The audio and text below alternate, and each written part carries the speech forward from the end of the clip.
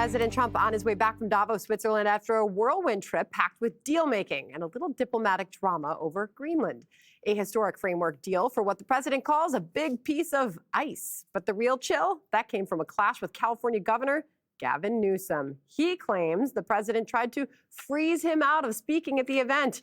But the governor eventually found a microphone and didn't hold back. I was going to speak last night. It was a well-established event. They made sure it was canceled. And that's what's happening in the United States of America. Freedom of expression, freedom of assembly, freedom of speech. It's America in reverse. This is madness. President, you see what he's saying about European leaders, you talking down to people, talking past people.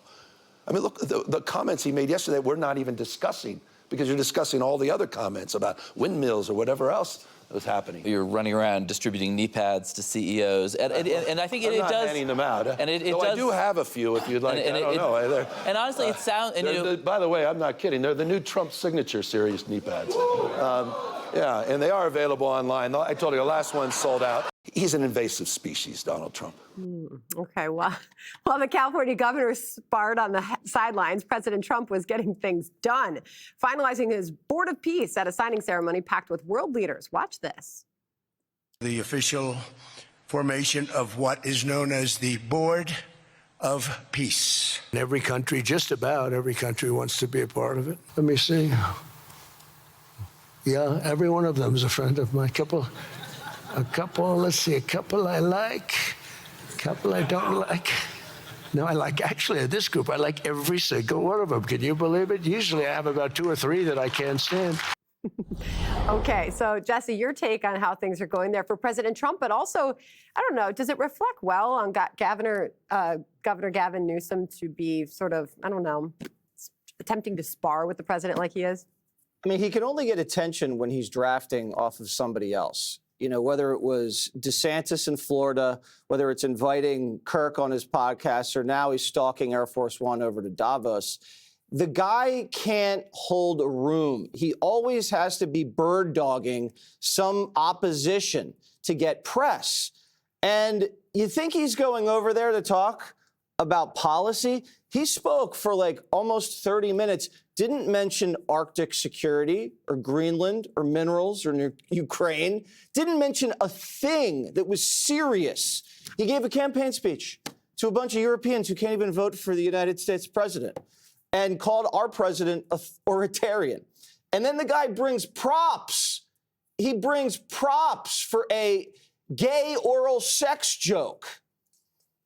What kind of person does this? I mean, Donald Trump would not bring props. This is like Carrot Top territory. And so the Democrats like to talk about upholding rules and norms.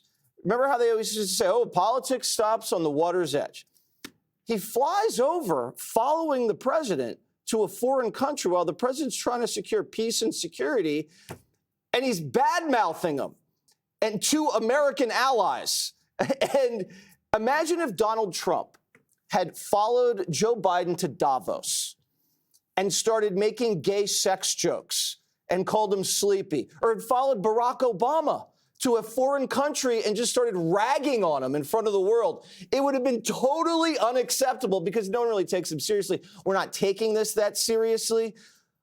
But this is the thirstiest, lame duck, pick-me governor you've ever seen. His whole state's still suffering from the fires. He hasn't rebuilt a single house. No wonder Donald Trump didn't let him into the after party. Why would you let this guy in? I mean, and the fact is, Trump was classy. Trump said straight up to the entire room, guy's a good guy. I like Gavin. If we can work together, we can help the people of California. And then this guy turns around and calls him deranged. I think Gavin is having a mental breakdown. The whole world knows. Harold, did you see it that way? I mean, you know, some say it looks like he's just whining on the world stage. Was it a missed opportunity to say what he stands for? Maybe. Good being with you. I think a couple things. I think President Trump, who did say some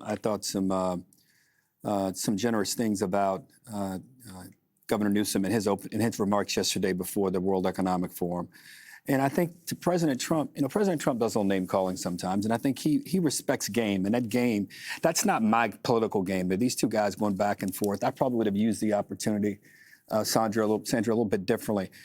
Democrats are excited right now. If you look at some of the polling data, which is just a snapshot of the moment, it shows that there's some weakness in what the president's doing amongst some voters, that he has some different priorities than some voters do. So I would have used it as an opportunity to not project overconfidence, because Democrats, the offense is not attacking him. The offense is offering ideas.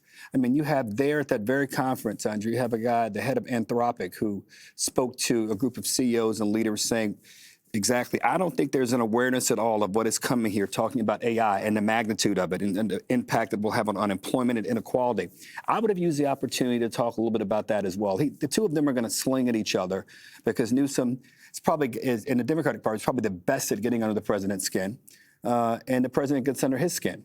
But at the end of the day, the getting under the skin doesn't do anything to make people's lives better. So I would have used the moment a little bit differently if I were him. I don't know. Did he get under President Trump's skin, Kayleigh? I mean, President Trump, meanwhile, is holding negotiations, talking to, the NATO chief, announcing a framework deal has been reached, and the market skyrockets to record highs. Yeah, I don't think he got under Trump's skin. I totally agree with you that Donald Trump respects game. Absolutely. The fluffy-haired socialists who won in New York City, who came in, that camaraderie that they had, I think is Donald Trump respecting game. Gavin Newsom, I have long maintained, is a slick political operator. But this was not a footnote to being a slick political operator, and here's why. The most successful playbook in modern politics is the Trump playbook. I think without question, the first Republican to win the popular vote in 20 years, double-digit gains among young people, among Blacks, among Latinos. So it's tempting to want to emulate the Trump playbook, and that is what Gavin Newsom is trying to do. But do so at your own peril. We saw Marco Rubio try this. We all remember Rubio with the water bottle. Trump blew him out of the water by saying, "Look, I'm Rubio," and he had the water bottle everywhere, making fun of Marco drinking from the water bottle in the State of the Union response. It didn't work out for Marco Rubio. He's come a long way since then.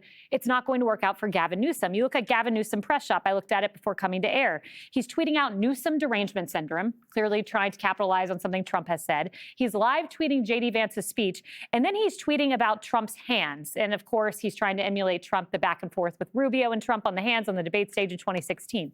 Emulation is a sincere form of flattery, but it is going to backfire and boomerang. I don't want to give Gavin Newsom free advice, but if you try to copy Trump, it will come back in your face, and you might not even make it through the Democratic primary. There's one Trump, and you can't out-Trump Trump. Greg? Sandra. What do you think about all this? I mean, is the sparring making Gavin Newsom look stronger than President Trump? Well, I might have a different take on this. I think they should have let Gavin into the USA House, but in a tribute to his visit to the French Laundry, he should have had to wear a mask and be 6 feet apart from everybody. I think about this knee pads thing a lot, because knee pads are valuable in various things. Imagine if Donald Trump brought knee pads to debate Kamala. Think about that, people. Imagine if a reporter had actually had a follow-up for Gavin, like, what do you mean? Because they never have a follow. They always have follow-ups. They always have the performative ignorance with Republicans. Like, I don't understand what you mean. What do you mean women can't have penises? Explain. But in this case, they don't even ask him a follow-up. Like, what do you mean by the knee pads? What are the knee pads for? Are you coming out against sodomy, a practice that is engaged by millions of voters? Why do you hate gay people? That's what they would do if it was like Mitch McConnell. What's interesting to me is that wherever Trump goes, wherever that place is kind of rendered permanently different, sometimes even irrelevant. Like if you think of the White House Correspondents' Dinner, no one even looks at it seriously anymore. Things kind of get smaller. Look what he did to CNN.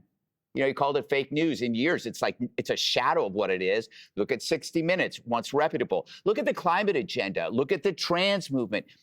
Davos falls into that same pattern. It looks like another small town leveled by the orange tornado. It's like Trump is like Jerry Nadler after using a restroom. You just condemn it. It's beyond help. I continue with my courtroom analogy that, two lawyers walk into a room. When one walks in, everyone's sphincter clenches, including the judges. But the other lawyer looks like a Maserati salesman Who do you want on your side? You want the one that scares the hell out of everybody. And Trump went to Davos to fight for America. Gav went to Davos to fight Trump. You know, and he looks like a guy. He looks like a guy in a meeting who just shows up for the free lunch. You know, we got a pit bull. He's the poodle. And my last point is that I think that when you look at them side by side, Gavin really cares how he's perceived. He doesn't want to look bad in front of the cool kids, so he won't risk anything. You know, everything has to be in his best interest. With Trump, he doesn't care. He'll risk everything on our behalf. Maybe he wasn't always like this, but he is now. Even if you don't care what he is, he doesn't care what you think of him. It's about his client. We're his client. Got it. Thank you, Greg. Thank you, Sandra. Did a great job. Did a great job. Click here to subscribe to the Fox News YouTube page to catch our hottest interviews and most compelling analysis. You won't get it anywhere else.